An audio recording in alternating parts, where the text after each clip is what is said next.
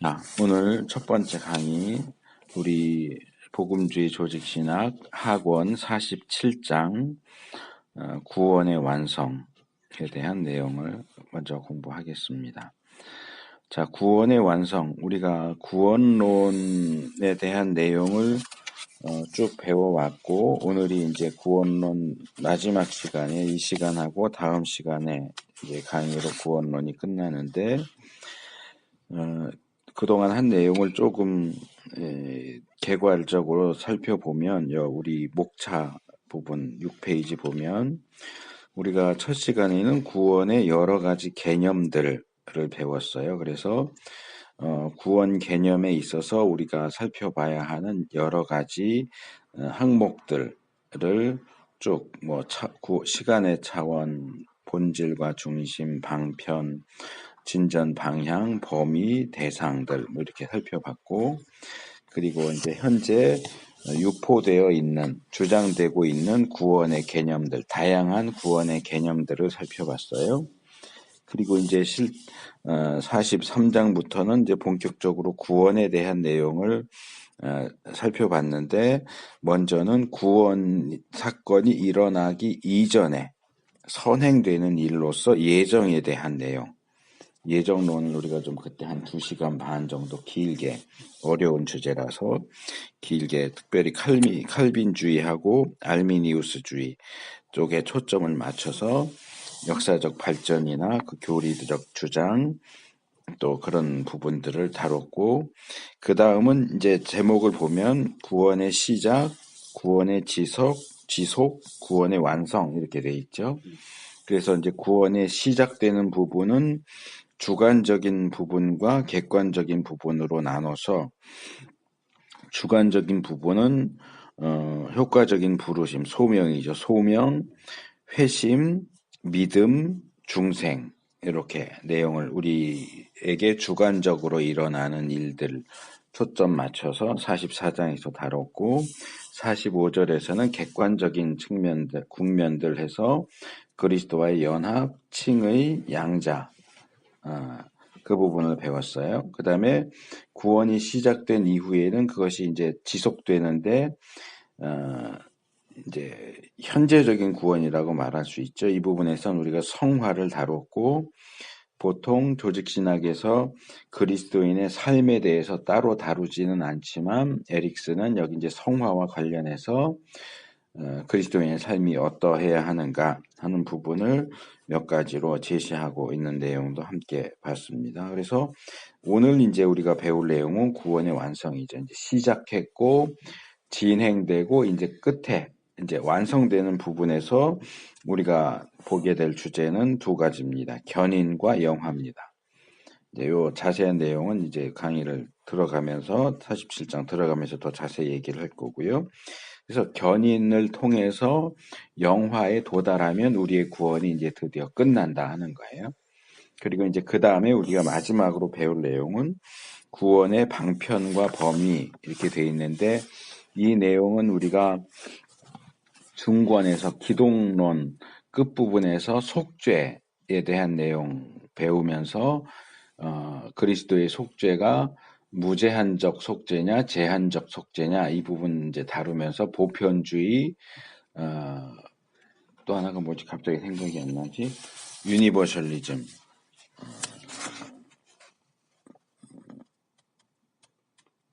특수구원, 특수주의, 파티큘리즘 해서 제한 속죄와 무제한 속죄 해서 소수만 구원받는다 하는 게 이제 파티큘러리즘이고, 다 구원받는다 하는 것이 유니버셜리즘이죠. 그래서 그 부분 다뤘는데, 거기서는 이제 그 제한적이냐 무제한적이냐가 속죄와 관련해서만 언급됐는데, 여기서는 이제 구원과 관련해서 다시 한번 언급되면서 그 범위에 대한 부분은 사실은 비슷하지만 이제 그 앞에 어떻게 구원받느냐, 구원의 방편에 대한 내용들이 조금 더 들어가 있어서 우리가 이제 요건 조금 시간적으로 많이 시간을 들이지 않고 살펴볼 수 있을 것 같아요. 그래서 오늘 교회론, 교회 본질에 대한 부분까지 세 개의 강의를 하는 것이 가능할 것 같아요. 구원론 마지막 장이 조금 내용이 적어서. 자, 그래서 다시 47장으로 오면, 자, 오늘 첫 시간으로 우리가 구원의 완성을 배울 건데, 첫 번째가 견인이고, 두 번째는 영화입니다. 견인은,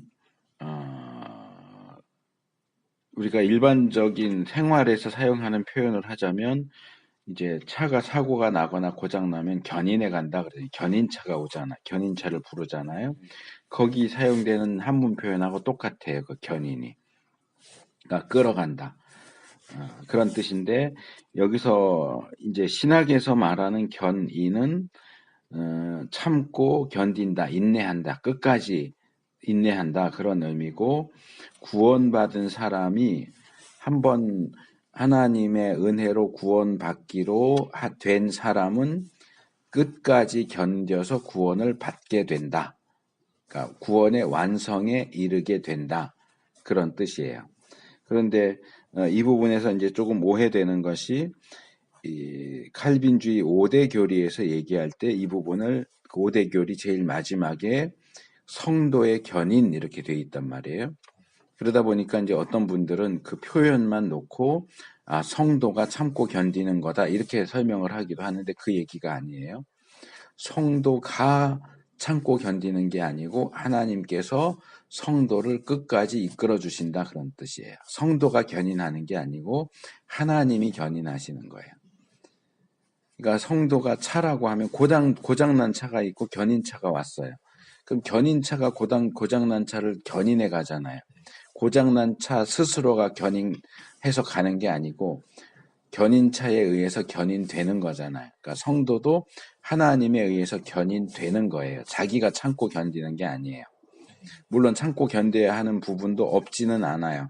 없지는 않지만 이 성도의 견인 교리는 하나님께서 성도를 구원받기로 작정된 성도를 끝까지 구원받도록 이끌어 가신다 그런 교리예요.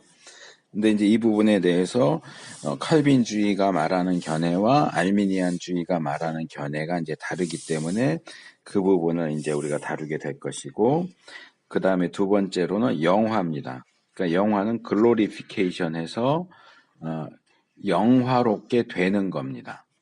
칭의는 justification해서 의롭게 되는 것.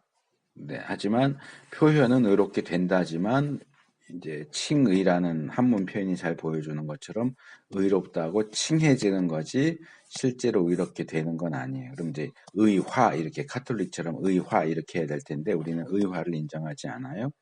그 다음에 성화는 발음이 안 돼요. sanctification 그러니까 거룩해지는 것. 네.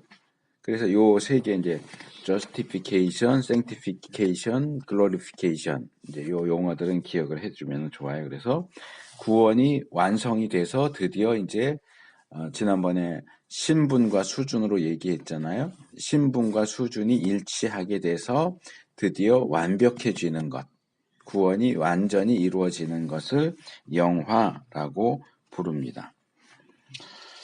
그래서 우리가 이제 구원을 지난번에 아마 구원론을 다루던 첫 번째 시간에 그 얘기를 했던 것 같은데 구원은 시간과 관련해서 볼 때 과거적인 구원, 현재적인 구원, 미래적인 구원 이렇게 나눠서 봅니다.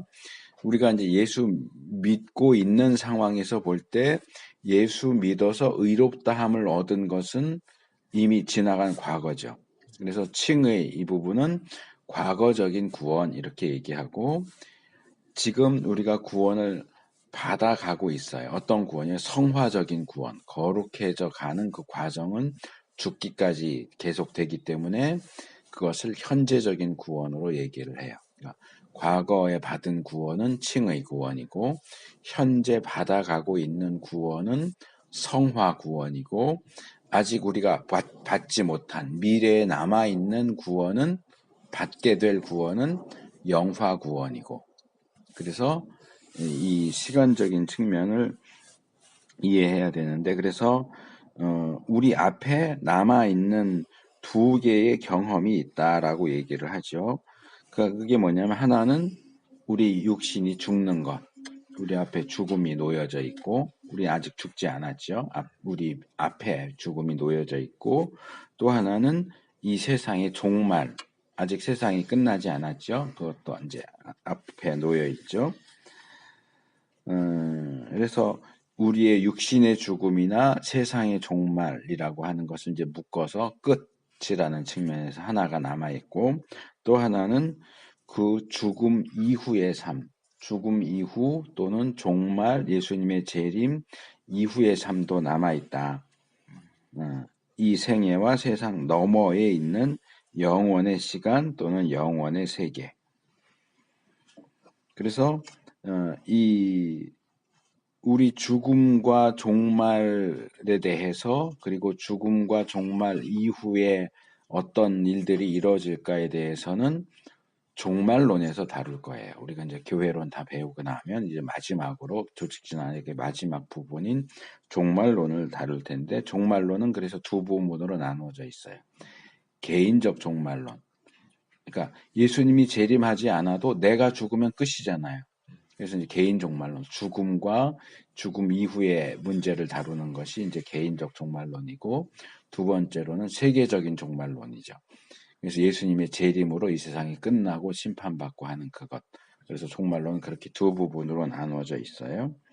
그리고 이 종말론을 다루는 부분은 아니지만 구원론에서도 우리의 죽음 이후의 문제를 다루는 부분이 바로 이 구원의 완성에 대한 부분이에요. 그래서 특별히 영화, 우리가 성화 부분을 다루면서 완전주의를 다뤘어요. 그래서 알미니안주의, 특별히 이 존 웨슬리, 감리교의 웨슬리안은 완전주의를 주장한다고 그랬죠. 그래서 우리가 이 땅에 사는 동안 완전해질 수 있다. 죄를 짓지 않고 완전하게 되는 게 가능하다. 근데 우리 장로교 칼빈주의는 완전주의를 인정하지 않아요. 우리가 이 땅에 사는 동안은 어느 정도는 거룩해질 수 있겠지만 100% 완전해지는 것은 불가능하다. 그게 우리의 입장이고, 그 100% 완전해지는 건 언제 가능하냐? 영화에 들어갈 때 가능해요. 근데 우리가 영화에 어떻게 들어가게 되느냐? 이것도 지금 우리가 다룬 내용하고 연결돼서 똑같아요. 우리가 죽거나, 죽어서 천국에 가거나, 살아있는 동안 예수님이 재림하시거나, 예수님이 재림하셔서 천국이, 하나님 나라가 이 땅에 임해서 우리가 하나님 나라에 들어가면 영광스럽게 되겠죠. 그래서 이 영화는 우리가 죽음 또는 예수님의 재림, 종말을 통과할 때야 비로소 들어갈 수 있는 구원의 영역이에요. 그러니까 이 구원론이 종말론에 이렇게 걸쳐 있는 거죠. 끝자락을 이렇게 한 부분 걸치고 있는 그런 그림을 생각을 하면 됩니다. 그래서 우리가 그런 영화에 들어간다라고 할 때 보통 이제 견인은 구원론하고 조금 떨어져 있는 개념으로 생각할 수도 있지만, 우리가 칭의에서 성화를 거쳐서 영화로 들어가는 전체 과정을 보장하고 확보해 주는 것이 바로 견인이에요. 우리가 지난번에 그리스도의 연합에 대해서 다루면서 이 연합, 그리스도와의 연합이 다른 구원의 그 교리들과 아주 밀접한 관계를 가지고 기초가 된다 하는 거 살펴봤어요. 기억나는지 모르겠는데, 그래서 우리가 중생하는 것, 예수님과 함께 죽는 것, 예수님과 함께 사는 것, 우리의 죽은 영혼이 살아나는 것, 부르심 받고 회심하고 믿고 하는 그 모든 과정들이 다 그리스도와의 연합 속에서 이루어진다. 칭의도 그리스도와 연합되었기 때문에 우리를 의롭다고 불러주실 수 있는 거고, 성화, 거룩하게 되는 것도 우리가 그리스도와 연합되었기 때문에 그 성화 과정이 진행될 수 있다. 그래서 그리스도와의 연합이 구원 전반적인 과정과 밀접한 관계를 맺고 있고, 그 가장 기본적인 기초 역할을 한다 하는 거 이야기를 했는데, 마찬가지로 이 견인도 비슷해요. 하나님께서 예정을 통해서 이 사람은 내가 구원해야지라고 정해 놓으셨다면, 정해 놓으신 그 순간부터 구원이 완성될 때까지 하나님이 그를 붙드시는 거예요. 그러니까 견인은 붙드신다 이렇게 쉽게 생각을 하면 돼요. 그래서 이 완성과 관련해서 우리가 성도의 견인에 대한 부분 perseverance라고 거기 돼 있고 그 다음에 구원이 완성된 glorification, 영화 이 두 부분을 다루게 될 겁니다. 그래서 우리가 이 구원의 완성에 대해서 살펴볼 때 먼저 우리 171페이지 첫째 단락에 몇 가지 질문이 주어져요. 진정으로 중생하고 의롭다함을 얻고 중생, 칭의, 하나님에 의해서 양자로 입영되고 양자, 예수 그리스도와 연합된 신자는 그러한 관계 속에 존속될 것인가, 계속 존재할 것인가. 그 중생이 계속되는 거냐, 칭의가 계속되느냐, 양자됨이 계속되느냐, 그리스도와의 연합이 계속되느냐, 끝까지 갈 것이냐. 다른 말로 하면 그리스도인이 된 사람은 항상 그렇게 계속 남아있을 것인가. 그리고 만약 그렇다면 어떤 근거에서 그런가. 그러니까 다르게 말하면 한 번 받은 구원은 영원한 구원이냐. 중간에 구원을 잃어버리거나 놓쳐버릴 가능성이 있느냐 하는 질문이에요. 그러니까 이제 우리가 칼빈주의의 그 체계 안에서 살펴보면 당연히 대답은 예스예요. 우리는 예정부터 시작된 그 구원 과정 속에서 영화라는, 그러니까 말하자면 100m 달리기라고 예를 들자면 이제 출발 지점에 서서 이렇게 구부리고 앉아서 준비하는 과정이 예정이라고 한다면 땅 해서 달리기를 해서 달려가는 과정이 성화고 마지막 골인 지점에 통과해서 지나가는 게 영화란 말이에요. 그러면 이 100m 달리기를 시작한 모든 사람이 다 결승점에 들어가느냐? 뭐 사고가 날 수도 있고 넘어질 수도 있고 뭐 넘어져서 기절해서 경기가 이미 끝났는데도 넘어져 있을 수도 있겠죠. 그런 불의의 사고로 결승점에 못 들어가는 사람도 있을 거란 말이에요. 흔하진 않지만 그렇다면 구원의 과정을 시작한 사람이 구원이 끝나는 그 자리까지 끝까지 갈 수 있겠느냐 하는 질문에 대해서 칼빈주의와 알미니안주의가 다른 대답을 내놓는다는 거예요. 그러니까 칼빈주의는 그렇다. 예정된 사람은 끝까지 구원을 얻게 되어 있다. 하나님이 그렇게 하신다. 라고 말하는 반면에 알미니안주의는 아니다. 잃어버릴 수도 있다. 시작은 했는데 도착 지점에 도착하지 못할 수도 있다. 왜 그렇게 얘기를 하느냐면 뒤에 가서 이제 얘기하면서 나오겠지만 칼빈주의가 그렇게 주장하는 것은 이 구원이 하나님께 달려 있다고 보기 때문에 그래요. 하나님이 주도적으로 우리의 구원을 이루시기 때문에 하나님이 계획하시고 하나님이 진행하시는 그 일이 중간에 어긋나거나 틀려질 리가 있겠느냐. 하나님이 하시는 일은 뭐든지 하나님이 계획하고 원하시는 대로 분명히 되기 때문에 우리의 구원에 대한 하나님의 계획도 역시 끝까지 완성될 것이다. 영화에 이를 것이다. 그 영화에 이르도록 하는 힘이 하나님이 견인하신다고 하는 사실에 있다고 하는 거죠. 그런데 알미니안주의는 아니다라고 대답을 해요. 왜냐하면 알미니안주의에 의하면 우리가 구원받는 것은 하나님에게 달려있지가 않고 우리의 자유의지에 달려있어요.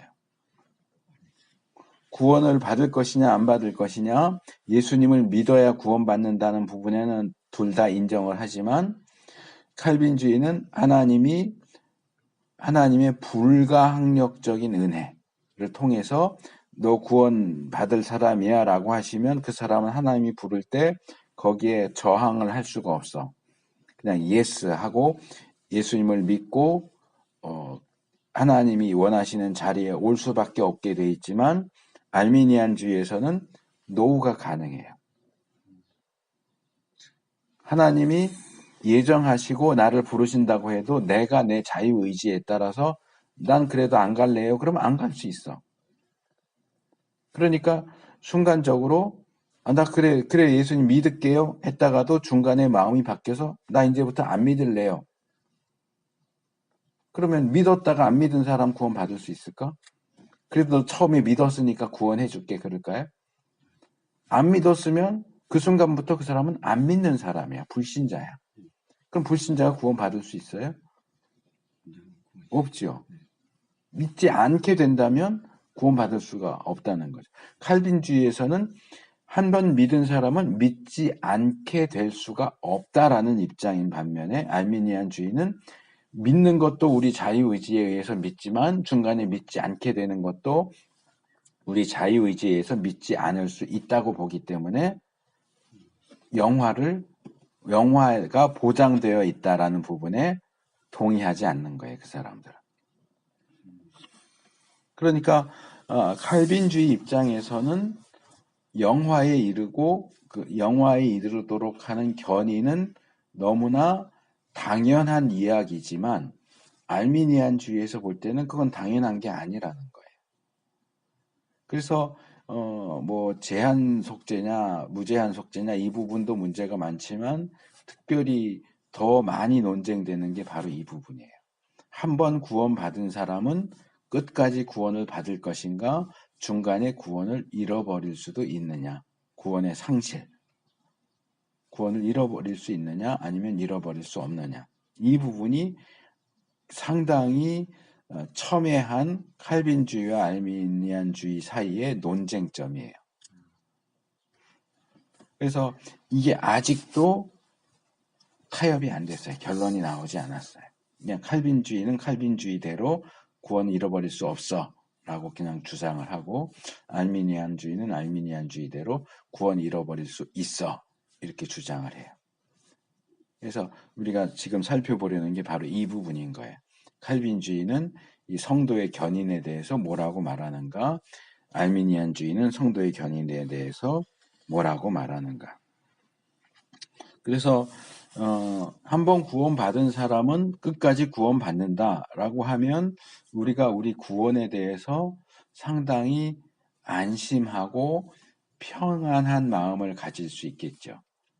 하지만 반대로 구원을 중간에 잃어버릴 수도 있어 라고 말한다면 불안하겠죠. 언제 내가 이 구원을 지금은 구원받은 것 같은데 언제 내가 구원을 잃어버릴 수도 있잖아. 그래서 불안하고 어떤 위협을 느낄 수도 있겠죠. 그래서 이것은 우리 미래에 놓여 있는 부분이긴 하지만 이 땅에서 우리가 신앙생활을 하는 데 있어서도 상당히 많은 영향을 미치는 주제입니다. 그래서 여기 잘 설명을 해주고 있는데 그 171페이지 첫째 단 둘레 다섯째 줄 한편으로 만약 구원이 영원하다는 어떠한 보장도 없다면 신자들은 그리스도인의 삶을 주요한 과제들로부터 떨어져 나올 상당한 불안과 위험을 경험할 수도 있을 것이다. 다른 한편으로 만약 우리의 구원이 절대적으로 안전하다면 즉 우리가 행하는 것이나 우리 삶이 어떤가와는 전혀 상관이 없이 보존된다면 그 결과로서 복음의 도덕적이고 영적인 요구들에 대한 일종의 권태나 무관심이 있게 될지도 모르며 그 마지막 결과는 심지어 방종으로 끝날 수도 있다. 구원이 확실하다라고 하는 것은 안전해 보이고 좋아 보이지만 그것이 지나치면 나쁜 쪽으로 가요. 내가 뭘 어떻게 하든지 결과적으로는 구원을 받게 돼 있어. 그러니까 그냥 여기서 내가 마음대로 살아도 어쨌든 구원은 따놓은 당상이고 나는 구원을 받지 않을 수가 없으니까 예수님 믿었으니까 뭐 성경에서 예수 믿는 사람은 이런 것들을 해야 된다. 예수 믿는 사람은 이런 것들을 하면 안 된다. 이런 거 지킬 필요 없어. 안 지켜도 어차피 나는 구원받아. 이게 어떤 은혜에 대한 성경의 가르침과 연결되어서 어떤 분들은 그렇게 얘기를 해요. 한국 교회는 은혜가 망쳐버렸다. 요즘 뭐 굵직굵직한 사건들 터질 때마다 범인으로 잡히는 사람들 보면 교회 안 나가는 사람들이 없어. 웬만하면 다 교회 다니는 사람이고 목사고 장로고 이래. 왜 그런 일이 일어나느냐? 왜 구원받은 사람들인데 그렇게 앞장서서 어떨 때는 대놓고 어떨 때는 은밀하게 그런 죄악들을 범죄 행위들을 저지르느냐? 어차피 구원받는다라고 생각하기 때문에. 내가 뭘 어떻게 하든지 결과적으로는 나는 구원을 받을 거라고 생각하기 때문에 그렇게 방종하는 거예요. 그러니까 이게 꼭 좋은 것만은 아니라는 것이. 근데 중간에 너 예수 믿었다고 해서 안심하지 마. 너 제대로 믿으려면 제대로 믿어야 되고 말씀대로 살아야지. 그렇게 방종하고 대충대충 하고 그러다가는 구원을 잃어버릴 수도 있어. 그러면 그것이 불안과 위협을 줄 수도 있지만 오히려 정신 차리고 내가 더 열심히 믿어야지 하는 그런 쪽으로 좋은 쪽으로 작용을 할 수도 있다는 거죠. 그래서 이게 쉬운 문제가 아니에요. 간단한 문제가 아니에요. 자, 그래서 먼저 칼빈주의에서 뭐라고 말하고 있는지를 내가 대충은 얘기했지만 좀 살펴봅시다.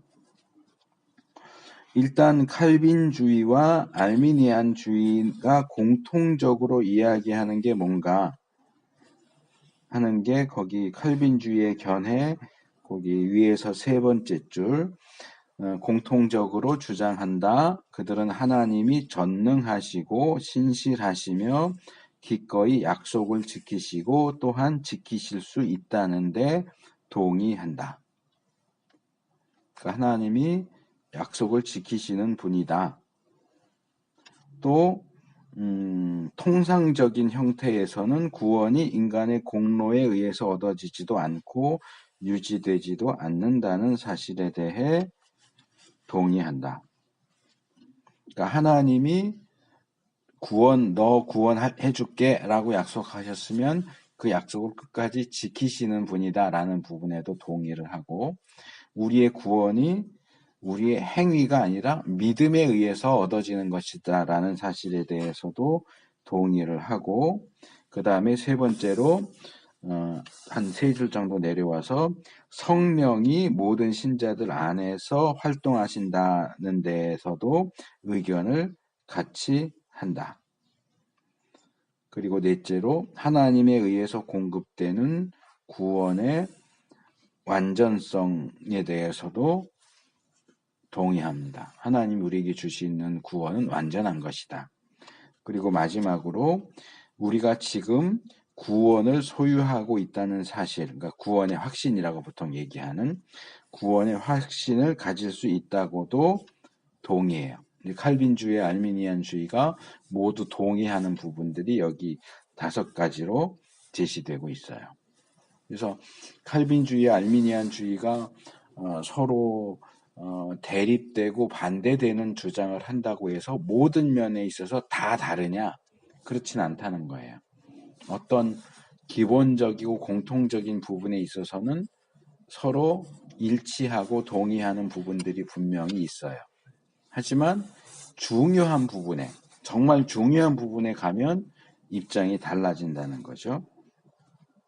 그래서 이 견인 부분에 있어서 칼빈주의가 취하는 입장은 뭐냐? 거기 셋째 단 하나님께서 그의 사랑하시는 자 안에서 용납하시고 그러니까 그의 사랑하시는 자는 성 예수님을 얘기하는 거죠.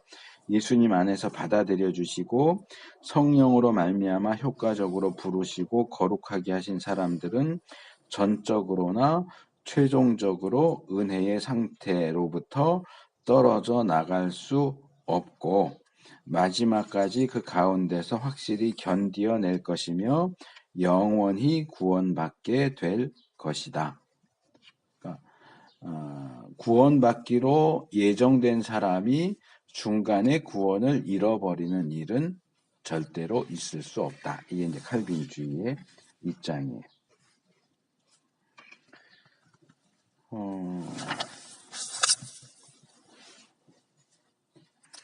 왜 그렇게 주장을 하느냐? 172페이지 첫째 단 만약 선택된 자들이 어떤 시점에서 그들의 구원을 잃어버릴 수 있다면 그들을 영생으로 선택하신 하나님의 선택은 진실로 유효하지 않을 것이다. 하나님의 계획과 뜻, 작정, 예정, 그것이 어긋난다는 거죠. 그 하나님의 계획이 어긋날 수 있겠느냐? 하나님이 구원하기로 했으면 끝까지 구원받게 되어 있지, 하나님이 구원해야지 하는데 하나님이 구원하기로 한 그 작정과 계획을 어긋나게 하는 무엇인가가 있겠느냐? 하나님의 계획이 어긋날 수가 있겠느냐? 그렇지 않다는 거죠. 왜? 하나님 전능하신 분인데 하나님이 하고자 하시는 일은 반드시 이룰 수 있다. 그렇다면 구원에 대한 하나님의 계획도 100% 완전히 이루어진다 하는 거죠. 그래서 이게 이제 칼빈주의가 성도의 견인을 주장하는 첫 번째 근거예요. 첫 번째 근거는 여기 인용문 밑에 나오는 셋째 단락 첫째 줄에 이렇게 되어 있죠. 논리적 일관성. 자, 논리적으로 따질 때 그게 맞다는 거죠. 하나님의 그 능력, 전능하심, 하나님의 계획이 반드시 이루어진다 이렇게 놓고 볼 때 구원도 반드시 이루어진다라고 하는 그 논리적인 일관성이 칼빈주의의 주장의 첫 번째 기초가 돼요. 두 번째 기초는 뭐냐? 셋째 줄, 하나님이 공급하시는 구원의 파괴할 수 없는 특성을 강조하는 본문들, 성경적인 근거죠. 그러니까 하나님이 우리에게 주시는 구원은 결코 파괴될 수 없다, 빼앗길 수 없다, 놓칠 수 없다라고 하는 구절들, 베드로전서 1장 3절, 5절, 거기 제일 밑에 보면 믿음으로 구원을 얻기 위하여 믿음으로 말미암아 하나님의 능력으로 보호하심을 입었다. 이게 이제 성도의 견인을 가리키는 표현이라고 하는 거죠. 그래서 우리의 구원은 결코 깨트려질 수 없다 하는 겁니다. 그 다음에 로마서 8장 31절에서 39절. 우리에 대한 하나님의 사랑에서 우리를 끊어낼 수 있는 것은 이 땅에 존재하지 않는다. 아무것도 존재하지 않는다. 또 빌립보서 1장 6절 우리 안에서 착한 일을 시작하신 분이 끝까지 이루신다. 히브리서 7장 25절 그리스도께서 우리를 위해서 끊임없이 간구하신다. 요한복음 11장 42절 하나님께서 예수님의 기도를 들으신다. 로마서 8장 26절 성령님도 우리를 위해서 중보하신다.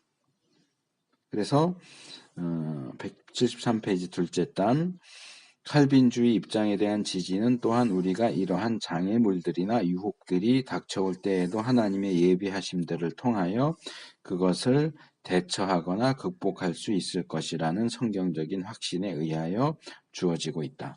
우리가 중간에 믿음을 포기하거나 신앙을 배신, 기독교를 배도할 만한 그런 환난이나 시험이나 유혹이 온다 할지라도 하나님의 부름 받으신 사람들은 결국 그것들을 이겨낼 것이다. 거기에 넘어가지 않고 이겨낼 것이다.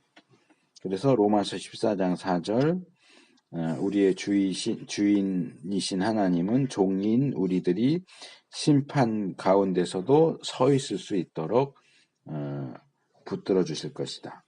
또 많이 알려진 고린도전서 10장 13절 우리에게 오는 모든 시험은 우리가 감당할 수 있는 것이다. 어떤 유혹과 환난이 와도 참 그리스도인은 믿음을 배신하지 않을 것이다. 믿음을 배신하지 않는다면 구원을 받을 수밖에 없겠죠. 결과적으로. 또 가장 이제 중요한 구절 중에 하나는 요한복음 10장 27절에서 30절입니다. 예수님의 말씀이죠. 아무도 아버지 손에서 빼앗을 수 없다. 아무도 내 양을 내 손에서 빼앗을 수도 없고 내 아버지 손에서도 빼앗을 수도 없다. 하나님이 보호하시는데 누가 뺏을 수 있냐? 그러니까 바울의 로마서 8장에서 말한 거랑 비슷한 내용이죠. 또 바울도 디모데후서 1장 12절에서 그날까지 능히 지키신다 이야기를 합니다. 근데 이제 여기서 이제 알미니안주의라고 할 수 있는 그 입장에서 지적하는 것 중에 하나가 이거 생각해 볼 만한 게 이거예요. 아까 우리가 살펴본 로마서 8장 31절에서 39절 무엇도 하나님의 사랑에서 우리를 끊을 수 없으리라. 그렇게 바울이 쭉 나열을 하는데 어떤 분이 그런 지적을 해요. 여기 근데 빠진 게 하나 있다. 뭐가 빠졌냐? 내가 빠졌다. 나 자신. 그런 것들도 강제로 나를 하나님의 사랑에서 빼낼 수는 없지만 내가 스스로 나 이제 하나님 싫어. 나 이제 안 믿을 거야. 그러면 어떻게 되느냐라고 지적을 하죠. 내가 돌아선다면, 내가 마음이 바뀌어서 돌아선다면 이 부분도 여기 포함되어 있겠느냐 아니냐 하는 그런 지적이 나오죠. 이 부분도 이제 뒤에 가서 좀 더 다룰 수 있을 것 같고요. 자, 세 번째로, 첫 번째는 논리적인 일관성, 두 번째로는 성경의 지지, 세 번째로는 여기 173페이지 제일 마지막 단에 다른 교리들로부터의 지지입니다. 다른 교리들이 이 견인 교리를 지지한다는 거죠. 그 중에 하나가 그리스도와의 연합의 교리. 우리가 예수님과 연합됐다면 그 예수님과 연합된 우리가 지옥 갈 수 있겠느냐? 그러면 우리와 연합한 예수님도 지옥 가야 되는데 이런 거죠. 우리가 예수님과 연합했기 때문에 우리는 천국 갈 수밖에 없다. 또 중생의 교리. 여기는 이제 신생의 교리라고 되어 있는데 중생의 교리죠. 우리가 하나님에 의해서 다시 태어났다면 요한일서 3장 9절 하나님께로서 난 자노하다 죄를 짓지 아니하나니 하나님의 씨가 그 속에 거하기 때문이고 범죄치 못하는 것은 하나님께로서 났기. 하나님이 우리를 새롭게 태어나게 하셨는데 우리가 범죄하거나 배도하거나 그러는 것이 가능하냐? 만약에 우리가 구원을 상실할 수 있다면 우리의 중생도 취소가 돼야 되는데 하나님이 하시는 그 중생이 취소될 수 있느냐? 아니다라는 거죠. 그래서 중생의 교리나 그리스도와의 연합의 교리들도 역시 이 견인 교리를 지지해 주고 있다. 그 다음에 네 번째로 우리가 구원을 확신할 수 있다는 성경의 가르침. 자, 중간에 구원이 포기된다면 어떻게 구원을 확신할 수 있겠느냐? 구원이 끝까지 완성될 수 있기 때문에 그 구원을 확신하는 것이 가능하지 않겠느냐 하는 겁니다. 히브리서 6장 11절, 10장 22절, 베드로후서 1장 10절, 또 요한일서 5장 13절. 지금 얘기한 것처럼 거기 밑에서 셋째 줄 보면 만약 구원을 상실하는 일이 가능하다면 어떻게 사람이 이런 확신을 가질 수 있겠는가? 우리가 그러한 확신을 가지고 있다는 사실은 우리의 구원이 틀림없이 안전하다는 것을 의미한다. 그래서 이런 네 가지 내용에 기초해서 칼빈주의에서는 성도의 견인 교리를 주장을 해요. 그러면 알미니안주의에서는 어떻게 얘기하느냐? 알미니안주의자들은 전혀 다른 입장을 취한다. 견인의 문제에 관한 그들의 견해의 초기 진술 가운데 하나는 항변파의 그것이다. 도르트 회의에 제출된 항변파의 선언에서 상술된 입장은 단지 넘어지는 것이 가능하다는 사실만을 주장하므로 많은 점에서 상당히 온건하지만 알미니우스주의의 입장에 대한 후기의 진술들은 좀 더 강한 어조를 갖고 있다. 자, 좀 설명을 할게요. 알미니안주의의 입장을 여기서 크게 두 가지로 나눠요. 그러니까 초기의 입장과 후기의 입장. 이 초기의 입장을 항변파. 그러니까 이거 뭐냐 하면 항변이라는 단어는 알죠? 무슨 얘기인지. 항변. 그렇죠. 쉽게 말하면 대드는 거죠. 그러니까 그 당시에 이제 칼빈주의가 대세를 차지하고 있고 칼빈주의가 성도의 견인을 주장하니까 알미니우스주의에서 그거 아닌 것 같은데 하고 대드는 거야. 반항을 하는 거야. 반항하면서 반대 주장을 내세운 거죠. 그게 알미니우스주의 초기의 주장인데 그건 이제 항변파라고 불러요. 도르트 회의라고 하는 그 종교 회의에서 이 알미니우스주의가 이 항변파가 자기들의 입장을 제시하는데 성경에 보니까 잘 믿다가 중간에 넘어지는 사람도 나오지 않느냐. 실제 우리가 주위에서 볼 때도 잘 믿던 사람이 어느 한순간 갑자기 돌변해서 더 이상 하나님을, 예수님을 믿지 않게 되는 경우들이 있지 않느냐. 그냥 단순하게 믿던 사람이 넘어지는 거 가능하지 않느냐 하는 정도에서 처음엔 주장을 했는데 이게 후기로 넘어가면 그게 더 강력한 주장으로 바뀌게 된다고 하는 얘기예요. 그래서 이 알미니안주의가 이런 견인에 대해서 받아들일 수 없다라고 얘기하는 성경적인 근거가 있어요. 그러니까 이 사람들도 그냥 내 생각에는 아닌 것 같은데 그러는 게 아니고 성경에서 중간에 배교하거나 믿음을 잃어버리거나 그래서 구원받지 못하게 되는 것 같은 그런 경우들을 다 찾아서 자, 니들이 성도가 구원을 잃어버리지 않는다고 성경이 얘기한다고 이렇게 이런 구절들을 얘기하는데 우리가 성도가 중간에 구원을 잃어버릴 수도 있어라고 주장하는데도 역시 성경적인 근거가 있어. 이런 구절들을 봐라. 이 구절들에 대해서 너희가 어떻게 얘기하겠냐? 우리는 이 구절들을 보니까 구원받았다고 하는 사람이 중간에 구원을 잃어버리는 것이 가능하다라고 생각한다. 이렇게 얘기를 하는 거예요. 그래서 성경적인 근거가 여기 보면 네 가지가 제시되고 있어요. 첫 번째가 배교에 대한 경고. 마태복음 24장 3절에서 14절 미혹될 것을 조심해라. 미혹받지 말아라. 라고 얘기를 하죠. 예수님이 제자들한테 너희들 미혹받으면 안 돼. 미혹받지 않도록 조심해. 라는 얘기는 뭐예요? 미혹받는 일이 아예 불가능하다면 이런 경고를 하시겠어요? 어떤 미혹을 받아도 미혹되지 않아. 그러면 내가 너희들 미혹받지 않도록 조심해. 그런 얘기를 할 필요가 있어요? 필요가 없죠. 어차피 미혹을 안 받을 건데. 근데 미혹받지 않도록 조심해라고 얘기하는 것은 미혹될 수도 있다는 거예요. 지금은 예수님을 따라다니는 제자들이지만 어느 순간에 미혹돼서 예수님을 배신하고 돌아설 수 있는 가능성이 있다는 얘기가 아니냐. 선악과를 예를 들면 하나님이 아담에게 너 선악과 따먹지 마 하고 경고하셨죠. 선악과를 따먹지 말도록 경고하셨어요. 왜요? 선악과를 따먹을 수 있는 가능성이 있기 때문에. 선악과를 따먹을 가능성이 아예 없다면 따먹지 마라고 얘기하는 게 무슨 의미가 있어? 어차피 안 따먹을 건데. 따먹지 마라는 얘기는 따먹을 수도 있기 때문에 얘기하는 거잖아요. 그러니까 미혹받지 마라는 얘기는 미혹될 수 있기 때문에 그 얘기를 하는 거다라고 하는 거죠. 그래서 거기 다섯째 줄 만약 그들이 넘어지고 따라서 자기들의 구원을 잃어버리는 일이 가능하지 않았다면 예수가 제자들에게 그런 경고를 말씀하셨겠는가.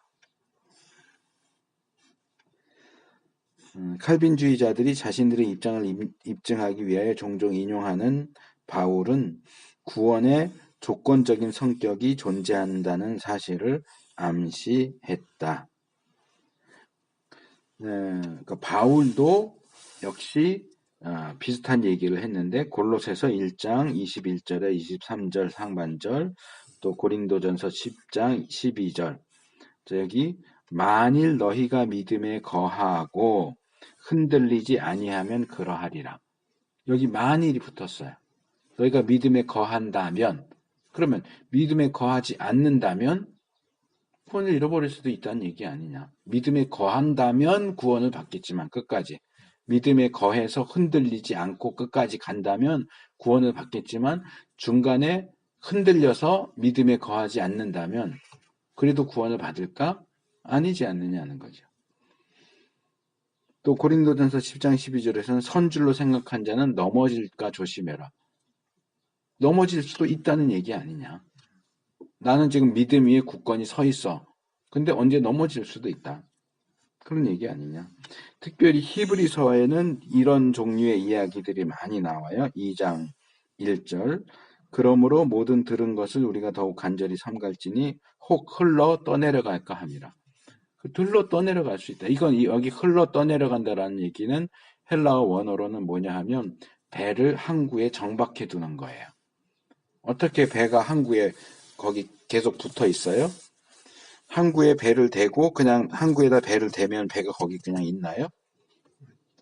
파도가 계속 치는데 떠내려가잖아요. 그러니까 배에 있는 줄을 여기 항구에 있는 기둥에다 이렇게 단단히 굳게 묶어놔야 파도가 치고 바람이 불어도 배가 흔들흔들 하면서도 거기 줄에 묶여 있기 때문에 떠내려가지 않아요. 근데 이 줄이 느슨하게 풀려버리면 바람 불고 파도 치면 이게 스르르 줄이 풀려서 떠내려가죠. 이 장면을 묘사할 때 사용하는 단어예요. 그러니까 구원이라는 항구에 내가 확실하게 정박했다. 이제 내가 정박했으니까 끝까지 구원 받았다. 여기 있을 거야 라고 생각하지만 잘못하면 주의하지 않으면 이 줄이 풀려서 흘러 떠내려갈 수도 있다. 구원을 잃어버릴 수도 있다. 그렇게 말하는 걸로 보인다는 거죠. 또 3장 12절 14절에도 너희 중에 삼가 누가 믿지 아니하는 악심을 품고 하나님께서 멀어질까 염려. 여기 너희 중에 너희가 누구냐는 거죠. 히브리서를 받아보는 믿는 사람들인데 믿는 너희들 중에서 누가 믿지 않겠다는 악한 마음을 품으면 하나님으로부터 멀어질 수 있으니까 조심해라. 믿는 사람이 믿지 않게 되는 것도 가능하다. 죄의 유혹으로 강팍하게 되고 시작할 때 확실한 것을 끝까지 잡으면 참여한 자가 되려. 근데 잡지 않으면 못 간다는 거죠. 그래서 만약 신자가 넘어질 수 없다면 왜 이런 경고들이 주어지는지 이해할 수 없다. 넘어질 수 있기 때문에 이런 경고들이 주어지는 거 아니냐. 그래서 신앙을 버릴 배교에 대해서 경고하는 이런 많은 구절들 때문에 실제로 배교하고 구원을 잃어버리는 것이 가능하다고 주장을 하는 거예요. 둘째로 계속 믿음 안에 있어라 라고 권고하는 본문들도 있어요. 히브리서 6장 11절 12절 게으르지 아니하고 믿음과 오래 참음으로 말미암아 약속들을 기업으로 받는 자들을 본받는 자가 되라. 이 얘기는 계속 믿음 안에 있어라 하는 얘기는 계속 믿음 안에 있지 않는 사람들도 있고 믿지 않게 될 수도 있다는 것에 대한 표현이다. 고린도전서 9장 27절 바울이 자기 자신에 대해서 내가 내 몸을 처복종하게 하면 내가 남에게 전파한 후에 자기가 도리어 버림이 될까? 바울도 내가 버림받을까 봐 두려워한다라고 말하지 않았느냐? 버림받지 않으려고 하는 바울의 절박한 노력들은 그의 구원조차도 상실될 수 있다는 것을 암시한다. 그렇게 구원의 확신을 얘기한 바울도 나도 버림받을 수 있다라고 얘기하고 있지 않느냐 하는 거예요. 자, 셋째, 또한 사람들이 배교한다고 명백하게 가르치는 구절들도 제시해요. 그러니까 첫 번째는 배교하지 않도록 조심해 하고 경고하는 거고 여기는 어떤 사람들은 배교할 것이다 라고 아예 단정지어서 말하는 구절들도 있다는 거죠. 히브리서 6장 4절에서 6절 한 번 비침을 얻고 하늘의 은사를 맛보고 성령에 참여한 배 되고 하나님의 선한 말씀과 내세의 능력을 맛보고 타락한 자들은 다시 새롭게 하여 회개할 수가 없다. 또 히브리서 10장 26절 27절 우리가 진리를 아는 지식을 받은 후 짐짓 죄를 범한 즉 다시 속죄하는 제사가 없고 소멸할 맹렬한 불만 있으리라. 이것들은 분명히 한때는 믿었는데 믿음을 버린 사람들은 심판받을 수 없다. 다시 구원받는 쪽으로 올 수 없다라고 하는 어떤 선언적인 내용들이에요. 그러니까 실제로 이런 일이 있다는 거죠. 있을 수도 있다 정도가 아니라 있다. 그 다음에 네 번째, 실제로 배교하거나 넘어진 특정한 사람들의 구체적인 예가 나온다. 그러니까 앞에서는 그냥 뭉뚱그려서 말했지만 그런 예, 실제로 믿는 사람, 구원받은 사람인 것 같은데 결국 믿음을 저버려서 구원을 잃어버린 것처럼 보이는 사람들이 성경에 나온다는 거죠.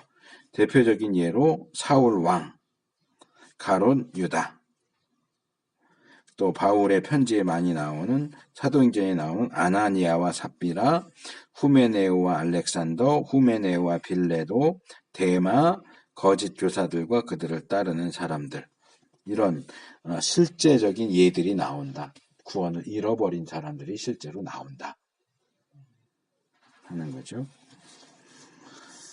그리고 이제 두 번째로, 이제 첫 번째는 지금 성경적인 근거를 네 가지 종류로 살펴본 거고요. 알미니안주의자들이 견인 교리를 반대하는 두 번째는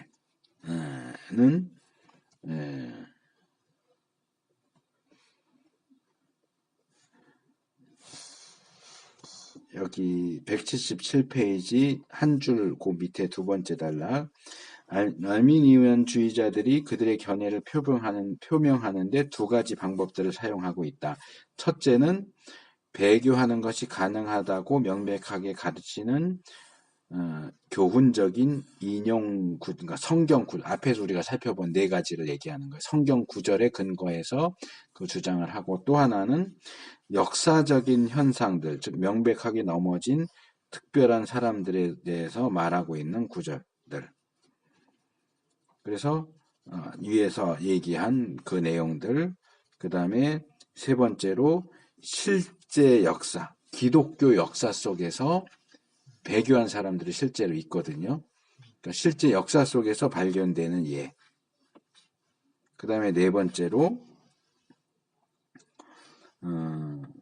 이런 칼빈주의의 견해가 인간의 자유에 대한 성경적 개념과 모순된다. 이건 이제 논리적인 부분이죠. 한 번 구원받은 사람이 결국 구원을 잃어버릴 수 없다. 한 번 예수님을 믿은 사람은 예수님을 믿지 않는 선택을 할 수 없다는 얘기는 이제는 더 이상 인간에게 자유가 없다는 얘기 아니냐. 정말 자유가 있다면 믿겠다고 했다가 믿지 않겠다 또 할 수 있어야 자유가 있는 거지. 믿겠다 했다면 그렇다고 해서 그 다음에 믿지 않겠다를 할 수 없게 된다면 믿겠다 하는 순간에 그 사람은 자유가 없어지는 거 아니냐. 이런 논리죠. 그러니까 논리적인 부분.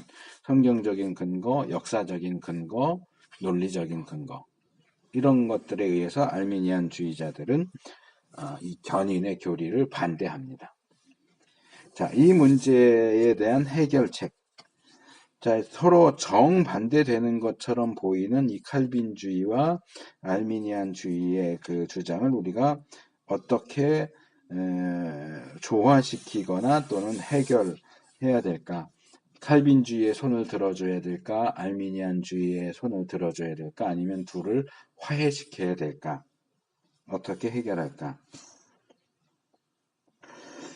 두 견해의 주장자들은 그들의 입장을 뒷받침하여 호소할 수 있는 설득력 있는 논거들을 가지고 있다. 둘 다 논리적으로도 어느 한쪽이 이건 완전히 엉터리 얘기를 해 이렇게 말할 수 없는 탄탄한 논리적인 근거도 가지고 있고, 어느 한쪽에 대해서 너희들은 성경적이지 않아 라고 말할 수 없을 정도로 둘 다 성경적인 근거를 다 가지고 있어요.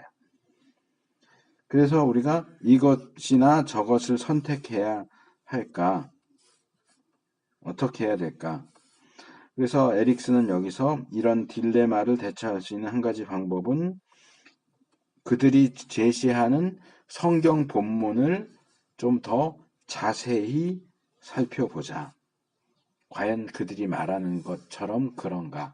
우리가 앞에서 에릭센의 책을 찾아볼 때, 공부할 때도 그런 비슷한 경우들이 있어요. 예를 들어서 무제한 속죄, 제한 속죄해서 그랬죠, 우리가. 하나님이 세상을 이처럼 사랑하사. 그래서 무제한 속죄를 얘기할 때는 하나님이 세상을 사랑했다 그러지 않느냐. 근데 본문을 자세히 살펴보니까 믿는 자마다 구원을 얻는다. 이 제한 속죄를 얘기하고 있다.